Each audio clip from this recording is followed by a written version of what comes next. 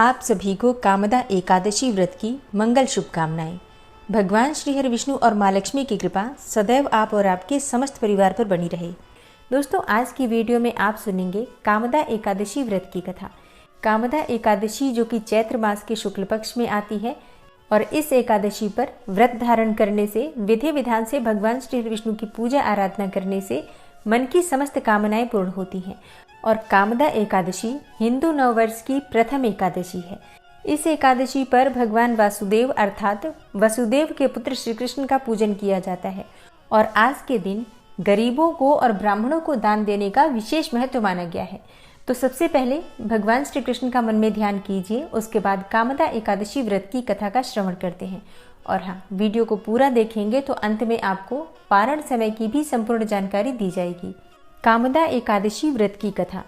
पुलकित मन से भगवान श्री कृष्ण को कोटि कोटि नमस्कार करने के बाद धर्मराज युधिष्ठिर ने भगवान श्री कृष्ण से प्रार्थना की, हे महाराज, हे भगवान, हे जगदीश्वर, चैत्र मास के कृष्ण पक्ष की एकादशी का विस्तार पूर्वक वर्णन सुनने के बाद अब मेरी इच्छा चैत्र मास के शुक्ल पक्ष की एकादशी के नाम, महात्म्य, पूजा विधान आदि के बारे में विस्तार पूर्वक जानने की है।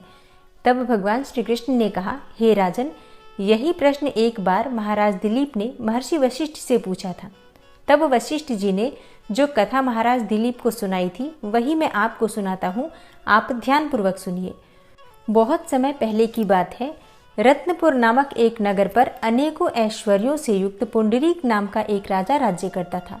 रत्नपुर नगर में अनेकों अप्सरा, किन्नर तथा गंधर्व वास करते थे। उनमें ललित और ललिता नामक पति पत्नी भी थे। उन दोनों में अत्यंत स्नेह था।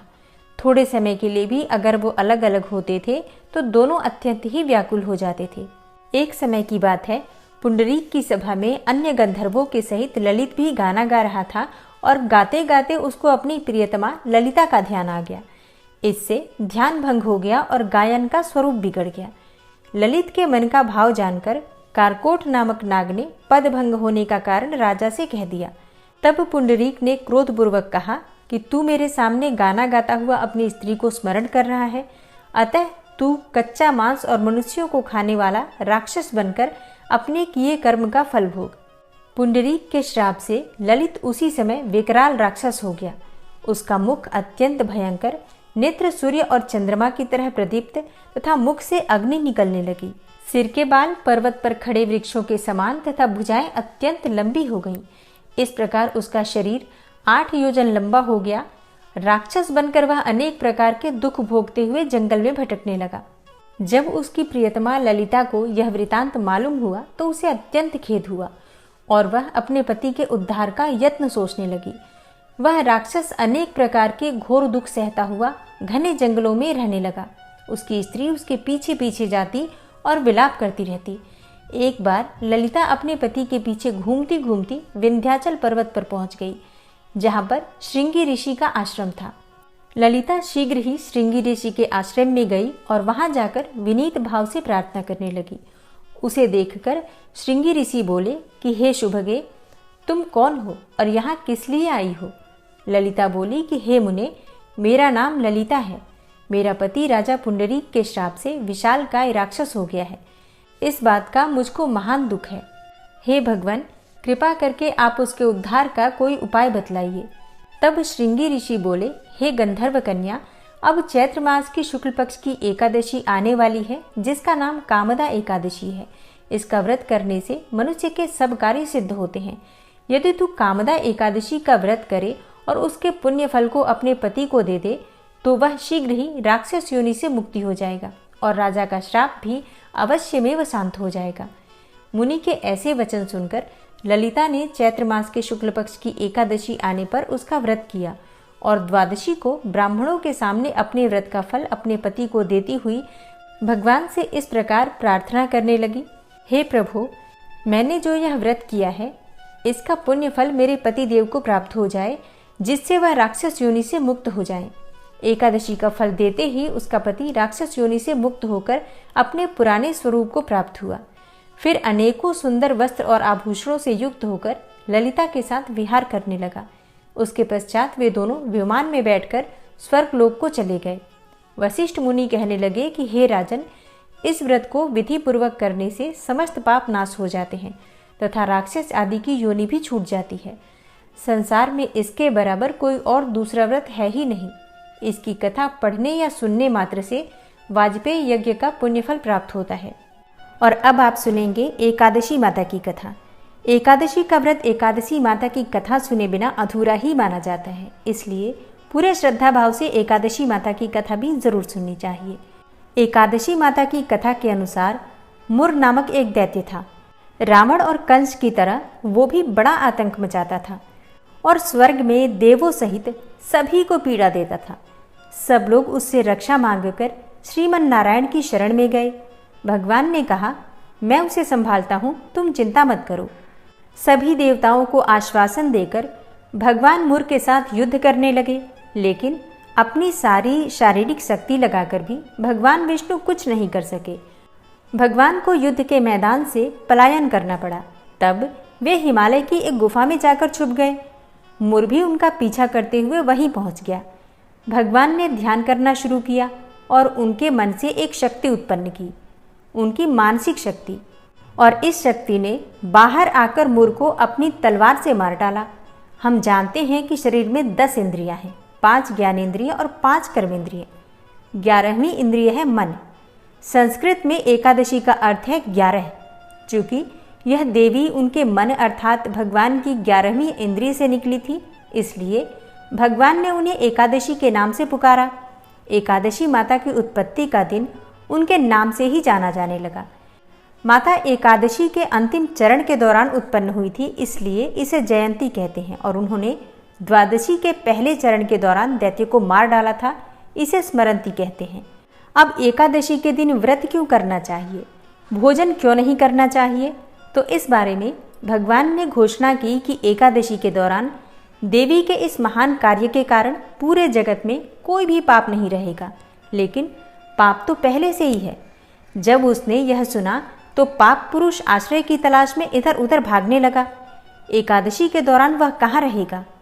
वह जहाँ भी गया सभी ने उसे आश्रय देने से इनकार कर दिया। तब अंत में भोजन अर्थात अन्न एकादशी के दौरान उसे आश्रय देने के लिए सहमत हो गया। इसके बारे में एक श्लोक है, यानि कानि च पापानि ब्रह्महत्यादिकानि च अन्नमाश्रित्य सर्वाणि तिष्ठन्ति हरिवासरे अघम स केवलम भुंक्ते यो भुंक्ते हरिवासरे। तो एकादशी के दौरान सभी पाप भोजन में ही आश्रय लेते हैं, और जो कोई मनुष्य इस दौरान यानी एकादशी के दौरान भोजन करता है, ये पाप उस व्यक्ति में प्रवेश करेंगे और रोग, समस्या, हानि, परेशानी इत्यादि बन जाएंगे। इसलिए एकादशी के दिन व्रत धारण करना चाहिए। भगवान विष्णु ने कहा कि जो भी मनुष्य एकादशी के दिन व्रत धारण करेगा उसके समस्त पाप नष्ट हो जाएंगे और उसे अंत में विष्णु लोक की भी प्राप्ति होगी। एकादशी को विष्णु भगवान की कन्या भी कहा जाता है, क्योंकि वह भगवान की मानस पुत्री हैं। उनकी मूर्ति पुरी जगन्नाथ मंदिर और द्वारका धाम में भी है। भगवान के धर्म की रक्षा के लिए जितने भी अवतार हैं वे सभी एकादशी के दिन ही हुए हैं, इसलिए यह इतना पवित्र दिन है। एकादशी व्रत का प्रभाव बताते हुए भगवान श्री कृष्ण ने धर्मराज युधिष्ठिर से कहा, गालव मुनि का भद्रशील नाम का एक पुत्र था। भद्रशील ने छोटी उम्र से ही एकादशी व्रत का पालन करना शुरू कर दिया। मुनि ने उन्हें ऐसा करने के लिए कभी नहीं कहा था। एक बार मुनि ने भद्रशील से पूछा कि उन्हें इस व्रत को करने को किसने कहा है। भद्रशील ने कहा कि मैं तो कई जन्मों से एकादशी का व्रत करता आ रहा हूँ। आमतौर पर किसी को भी अपना पिछला जन्म याद नहीं रहता। जब तक आप माँ के गर्भ में होंगे तब तक आपको पिछले जन्मों की याद रहेगी, लेकिन जन्म से ठीक पहले यह स्मृति मिट जाती है। लेकिन भद्रशील को पिछले जन्म की याद उस समय भी थी। यह एकादशी व्रत की शक्ति थी जिसका वे पालन करते थे। वे एक पूर्व जन्म में धर्मकीर्ति नामक राजा थे। धर्मकीर्ति बहुत क्रूर था, उसे कोई पसंद नहीं करता था। ऐसा कोई पाप नहीं था जो उसने नहीं किया हो। एक बार वह अपने सैनिकों के साथ शिकार पर गया। उसने एक हिरण को देखा और अपने सैनिकों को उस हिरण को चारों ओर से घेरने के लिए कहा। राजा ने कहा कि जो भी उस हिरण को भागने देगा उसका पूरा परिवार मार डाला जाएगा। हिरण ने यह सुना और सोचा, बेचारे सैनिक, मैं उनमें से किसी को कुछ भी नहीं होने दूंगा। हिरण राजा के पास से निकल भागा। राजा ने हिरण का पीछा किया। सूर्यास्त होते राजा एक घने जंगल के अंदर फंस गया। हिरण कहीं दिखाई नहीं दे रहा था। राजा ने एक पेड़ के नीचे रात बिताई। उसने दिन भर में कुछ भी नहीं खाया था। उसे चारों ओर से खतरनाक जानवरों के गुर्राने की आवाज़ भी सुनाई दे रही थी। वह सो भी नहीं सका। राजा ने डर से श्रीहरि परमात्मा से प्रार्थना करना शुरू कर दिया। फिर सुबह होते ही उसकी मृत्यु हो गई। यमदूत आए और उसे यमराज के पास ले गए। यमराज ने पूछा, तुम लोग इन्हें यहाँ क्यों लाए हो? इनका स्थान तो वैकुंठ में भगवान महाविष्णु के बगल में है। यमदूतों ने यमराज से कहा, लेकिन राजन, यह तो महापापी है। यमराज बोला, नहीं, वह सब चला गया है। ये अब बिल्कुल पवित्र है। जिस दिन इसकी मृत्यु हुई वह एकादशी थी। उन्होंने दिन भर उपवास किया और रात में जागते हुए श्रीहरि का स्मरण किया। उनके सारे पाप दूर हो गए, ये पवित्र हो गए। तब यमराज ने स्वयं एक स्वर्ण रथ बुलवाया और राजा को वैकुंठ भेज दिया। इसके बाद जब लोगों को इस बारे में पृथ्वी पर पता चला तो वे सभी एकादशी का पालन करने के लिए और अधिक उत्साहित हो गए। तो प्रेम से बोलिए, एकादशी माता की जय। एकादशी के दिन भगवान श्री हरि विष्णु की कृपा की प्राप्ति के लिए श्रीमद् भगवद गीता का पाठ पढ़ना चाहिए या फिर सुनना चाहिए, विशेषकर श्रीमद् भगवद गीता का 11वां अध्याय। तो आज आप सुनने वाले हैं श्रीमद् भगवद गीता का 11वां अध्याय। भगवान श्री कृष्ण का ध्यान कीजिए और अपने हृदय में उन्हें विराजमान करके ओम नमो भगवते वासुदेवाय नमः इस मंत्र का उच्चारण कीजिए। फिर पूरे भक्तिभाव से इस पाठ का श्रवण करते हैं। अर्जुन ने कहा, हे भगवान, मुझ पर कृपा करके गुप्त आध्यात्म विषयक वचन जो आपने मुझसे कहे उससे मेरा मोह दूर हो गया। हे कमल नेत्र, मैंने जीव की उत्पत्ति, नाश और आपका अक्षय महात्मा आपके मुखारविंद से विस्तार पूर्वक सुना। हे पुरुषोत्तम, हे परमेश्वर, आपने जैसा वर्णन किया आपका वह रूप देखने की मेरी बड़ी प्रबल इच्छा है। तो हे योगेश्वर, हे मधुसूदन, आप यदि मुझे उसको देखने योग्य समझें तो अपना वह अव्ययी रूप भी मुझे दिखाइए। श्री भगवान ने कहा, हे पार्थ, नाना प्रकार के, नाना वर्णों के और नाना आकार में मेरे शत शत सहस्त्र सहस्त्र रूपों को देखो। हे भारत, तुम वसु, रुद्र, अश्विनी कुमार, मरुदगण और पहले कभी न देखे थे ऐसे आश्चर्य देखो। हे गुणाकेश, चराचर सहित यह जगत तथा जो देखना चाहो तुम यहाँ मेरी देह में देख लो, परंतु इन नेत्रों से तुम मुझे नहीं देख सकोगे, इसलिए मैं तुमको दिव्य नेत्र देता हूँ, उनसे मेरा दिव्य रूप देखो। संजय ने धृतराष्ट्र से कहा कि हे राजन, इस प्रकार श्री कृष्णचंद्र जी ने अर्जुन से कहा और दिव्य दृष्टि देकर अपना अलौकिक रूप दिखाया। उस विश्वरूप के अनेकों मुख, नेत्र और अद्भुत दृश्य थे और उसमें अनेकों सुंदर सुंदर आभूषण और आयुध सुसज्जित थे। देह पर दिव्य गंध और वस्त्र लगे थे। उस समस्त आश्चर्य में अनंत देव के सब और मुख दिखाई देते थे। आकाश में यदि हजारों सूर्यों की प्रभा एक साथ हो तो उस महात्मा की प्रभा की समता न कर सके। उस समय अर्जुन ने देवाधिदेव के शरीर में अनेकों प्रकार से विकल समस्त जगत को एकत्रित देखा। अर्जुन आश्चर्यचकित हो गया, शरीर रोमांचित हो गया। उसने शीश नवाकर हाथ जोड़कर कहा, हे देव, तुम्हारी देह में सब दोष, भिन्न भिन्न प्राणियों के समुदाय, कमलासन पर बैठे हुए देवताओं के ईश ब्रह्मा, संपूर्ण ऋषि और दिव्य सर्पों को मैं देखता हूँ। हे विश्वेश्वर, तुम्हारे अनेकों भुज, अनेकों उदर, अनेकों मुख, अनेकों नेत्र हैं। तुम्हारा रूप अनंत है। तुम्हारे अंत तथा आदि को मैं नहीं देखता, किंतु समस्त विश्व में तुम्हारा रूप देखता हूँ। तुमको किरीट युक्त गदा, चक्रधारे चारों ओर से दे दीप्यमान, तेजो राशि सर्वत्र चमकते हुए अग्नि तथा सूर्य के भांति प्रकाशवान, दुर्निरीक्ष और अपरंपार देख रहा हूँ। मेरे मत से तुम ही ब्रह्म, जानने की वस्तु, विश्व के महान आधार, नित्य सनातन, धर्म के रक्षक पुराण पुरुष हो। मैं आपको आदि मध्य तथा अंत से रहित अनंत शक्ति, अनंत भुज चंद्र, सूर्य नेत्र, जिसके कांतिमान अग्नि के सदृश मुख वाला, अपने तेज से इस संपूर्ण संसार को तपते हुए देख रहा हूँ। हे महात्मन, पृथ्वी और आकाश के मध्य की वह अनंत और संपूर्ण दिशाएं आपसे व्याप्त हो रही हैं। आपके इस अद्भुत और उग्र रूप को देखकर तीनों लोग भयभीत हो रहे हैं। यह देवताओं के समूह तुम्हारी शरण में आ रहे हैं। उनमें कितने ही भयभीत होकर हाथ जोड़कर तुम्हारी प्रार्थना कर रहे हैं। महर्षियों और सिद्धों का समूह स्वस्ति कहकर नाना प्रकार से तुम्हारी प्रशंसा कर रहा है। रुद्र, आदित्य, वसु, साध्य, विश्वदेव, अश्विनी, मारुत पिता, गंधर्व, यक्ष, असुर, सिद्ध और इनके संग विस्मित होकर आपकी ओर देख रहे हैं। हे महाबाहो, अनेकों नेत्र, बहुजांग, पेट, कराल, दंत युक्त तुम्हारा यह विशाल रूप देखकर सब अत्यंत भयभीत हो रहे हैं और मैं भी घबरा रहा हूँ। आकाश तक पहुँचे हुए प्रकाशमान और अनेकों वर्ष से फैलाए हुए मुख के जलने वाले विशाल नेत्रयुक्त तुमको देखकर हे विष्णु, मेरा जी घबरा रहा है। मुझसे धैर्य धरा नहीं जाता और चित्त स्थिर नहीं होता। हे देवेश, हे जगन निवास, भयंकर दाढ़ों वाले और कालाग्नि के सदृश आपके मुखों को देखकर मुझे दिशाएं नहीं सूझती, मैं शांति नहीं पाता, इसलिए मुझ पर दया करो।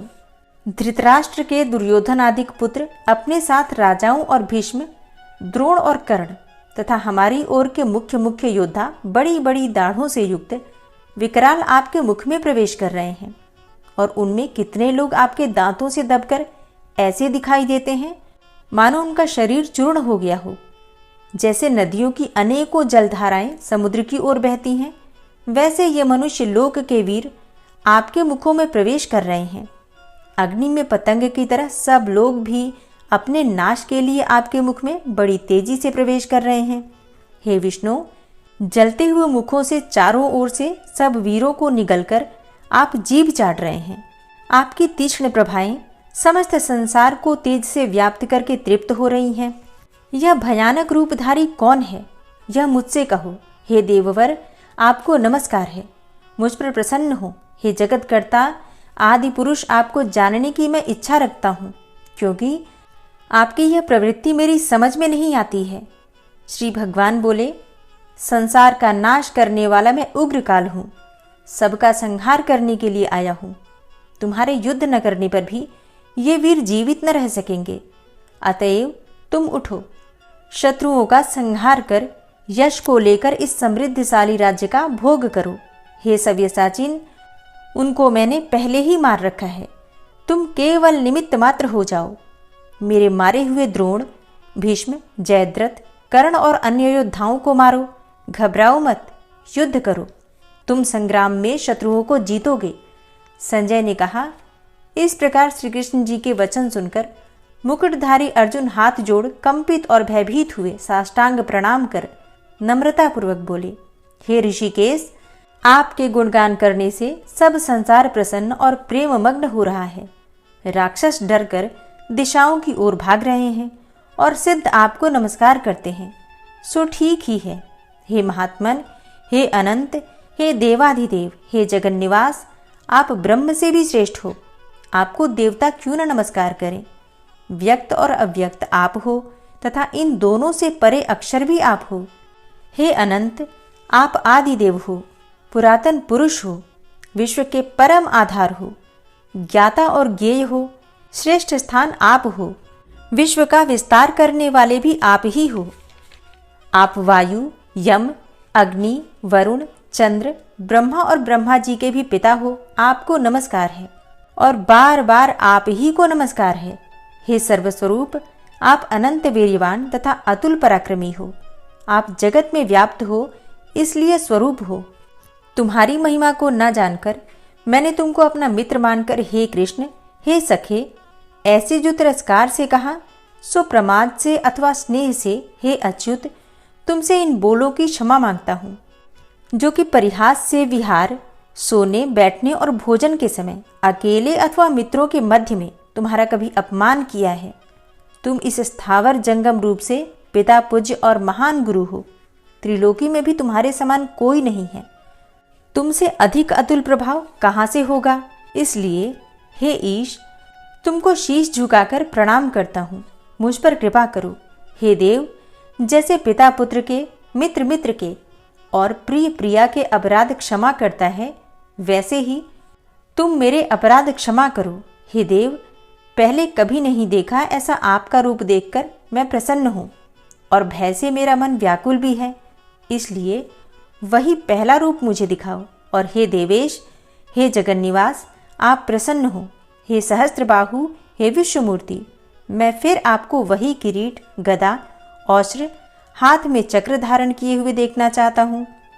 तब श्री कृष्ण भगवान ने कहा, हे अर्जुन, मैंने प्रसन्न होकर यह तेजोमय, अनंत, आद्य और विश्वरूप अपने योग के प्रभाव से तुमको दिखलाया है, जिसको तुम्हारे अतिरिक्त पहले किसी ने नहीं देखा था। हे पांडवों में श्रेष्ठ, मनुष्य लोक में तुम्हारे सिवाय कोई वेदों के अध्ययन, दान, अग्निहोत्र आदि और घोर तप करके भी यह रूप धारण किए मुझको नहीं देख सकता। मेरा ऐसा भयानक रूप देखकर तुम व्याकुल और मूढ़ न हो। भय त्याग कर प्रसन्न चित्त होकर फिर तुम मेरा वही रूप देखो। संजय ने कहा। इतना कहकर श्री कृष्ण जी ने फिर से चतुर्भुज रूप दिखलाया और सौम्य रूप धारण करके महात्मा ने अर्जुन को धीरज बंधाया। अर्जुन ने कहा, हे जनार्दन, आपके सौम्य दिव्य मंगल रूप को देखकर अब मैं प्रसन्न चित्त होकर स्वस्थता को प्राप्त हुआ। श्री कृष्ण जी बोले, हे अर्जुन, जो मेरा यह विश्वलय रूप तुमने देखा है, इसका दर्शन संभव नहीं है। देवता भी इस लय के दर्शन की आकांक्षा करते हैं। हे अर्जुन, जैसा मेरा लय तुमने देखा है, ऐसे लय को वेदाध्ययन, तप व यज्ञ आदि कर्म द्वारा देखना भी असंभव है। हे अर्जुन, हे परंतप, मेरा जो विश्वलय है, इसको मनुष्य अनन्य भक्ति के द्वारा जान सकते हैं और तत्व ज्ञान द्वारा इसमें लीन हो सकते हैं। हे अर्जुन, जो कोई मनुष्य मेरी ही भक्ति के लिए कर्म करते हैं, मुझे सर्वोत्तम मानते हैं, मुझ में भक्ति रखते हैं, सांसारिक संगी से मुख मोड़ चुके हैं, संपूर्ण प्राणी मात्र से वैर त्याग चुके होते हैं, वे ही मुझको प्राप्त हो सकते हैं। प्रेम से बोलिए, जगत गुरु भगवान श्री कृष्ण की जय। और अब जानते हैं कि कामदा एकादशी की तिथि कब प्रारंभ हो रही है, कब समाप्त हो रही है और एकादशी का व्रत हमें कब धारण करना है। देखिए, कामदा एकादशी की तिथि प्रारंभ हो रही है 7 अप्रैल की रात्रि में 8 बजे और एकादशी तिथि समाप्त हो रही है 8 अप्रैल को रात्रि में 9:12 पर। तो सूर्योदय कालीन तिथि में ही एकादशी का व्रत हम धारण करते हैं। ऐसे में 8 अप्रैल 2025 को मंगलवार को कामदा एकादशी का व्रत रखा जाएगा। 8 अप्रैल को एकादशी पर ब्रह्म मुहूर्त का समय आपको प्राप्त हो रहा है सुबह 3:05 से सुबह 5:20 तक। ये ब्रह्म मुहूर्त का समय है। इस समय में आप स्नान कर सकते हैं, भगवान श्री विष्णु की पूजा कर सकते हैं। और 8 अप्रैल को सर्वार्थ सिद्धि योग लग रहा है, जो कि सुबह 6:06 से सुबह 7:55 तक रहेगा। सर्वार्थ सिद्धि योग आप सभी जानते हैं, बहुत महत्वपूर्ण होता है किसी भी कार्य की सिद्धि के लिए। कोई मंत्र जप करना चाहते हैं, कोई उपाय करना चाहते हैं या फिर कोई कार्य प्रारंभ करना चाहते हैं, तो ये समय आपके लिए सर्वाधिक श्रेष्ठ है। और सुबह 6:06 से 7:55 तक रवि योग भी रहेगा। तो 2 शुभ योग आपको प्राप्त हो रहे हैं, जो कि अति श्रेष्ठ हैं। और सुबह 6:13 से सुबह 7:55 तक अमृत काल का समय है। तो अमृत के समान शुभ फलों की प्राप्ति होती है इस समय में, पूजा पाठ इत्यादि कोई भी कार्य करने से। ठीक है, तो इतने शुभ मुहूर्त हैं। इस शुभ मुहूर्त को नोट करके ज़रूर रखिए। और अब जानते हैं कि पारण हमें कब करना है, व्रत हमें कब खोलना है। देखिए, एकादशी व्रत का पारण हमेशा द्वादशी तिथि में करते हैं और द्वादशी तिथि प्रारंभ हो रही है 8 अप्रैल की रात्रि में 9:12 पर और इसका समापन होगा 9 अप्रैल को रात्रि 10:55 पर। तो ऐसे में व्रत का पारण हमें कब करना है? देखिए, 8 अप्रैल को व्रत करेंगे, 9 अप्रैल को व्रत का पारण करेंगे और पारण हमेशा सूर्योदय के बाद किया जाता है। तो पारण का शुभ मुहूर्त आपको प्राप्त हो रहा है सुबह 6:02 से सुबह 8:34 तक। जो भक्त एकादशी का व्रत करते हैं, दशमी तिथि के दिन आपको शुद्ध और सात्विक भोजन लेना है, ब्रह्मचर्य का पालन करना है और अगर संभव हो तो भूमि पर शयन करना चाहिए। एकादशी के दिन प्रातःकाल जल्दी उठ जाइए, नित्य कर्मों से निवृत्त होकर स्नान कर लीजिए, फिर विधि विधान से भगवान श्री विष्णु की पूजा कीजिए। दिन भर व्रत धारण करना है, रात्रि में फिर से भगवान श्री विष्णु की पूजा कीजिए, मंत्रों का जप कीजिए, अखंड दीप प्रज्वलित कीजिए और अगर संभव हो, मतलब जितना भी समय आपसे हो सके, रात्रि जागरण कीजिए। और फिर दशमी तिथि पर भगवान श्री विष्णु की पूजा करने के बाद किसी ब्राह्मण को घर बुलाकर भोजन करा दीजिए और उसके बाद स्वयं भी शुभ मुहूर्त में अपना व्रत खोल लीजिए। पूरे श्रद्धा भाव से, विधि विधान से और नियम पूर्वक अगर हम एकादशी का व्रत करते हैं तो किसी भी प्रकार के पाप कर्म हो समाप्त हो जाते हैं और कोई भी कामना हो, सभी प्रकार की कामनाएं अर्थ, धर्म, काम और मोक्ष इस व्रत को धारण करने से प्राप्त हो जाती हैं। तो उम्मीद करती हूँ ये वीडियो आपके लिए उपयोगी होगी। अगर वीडियो पसंद आई हो तो लाइक कीजिए, शेयर कीजिए और चैनल पर पहली बार आए हैं तो सब्सक्राइब करके बेल आइकन को ज़रूर प्रेस कर लीजिए। इससे ये होगा कि इस चैनल पर जो नई वीडियो अपलोड होंगी उनकी नोटिफिकेशन आपको सही समय पर प्राप्त होगी। मिलती हूँ मैं आपसे अगली वीडियो में, तब तक के लिए जय श्री राधे।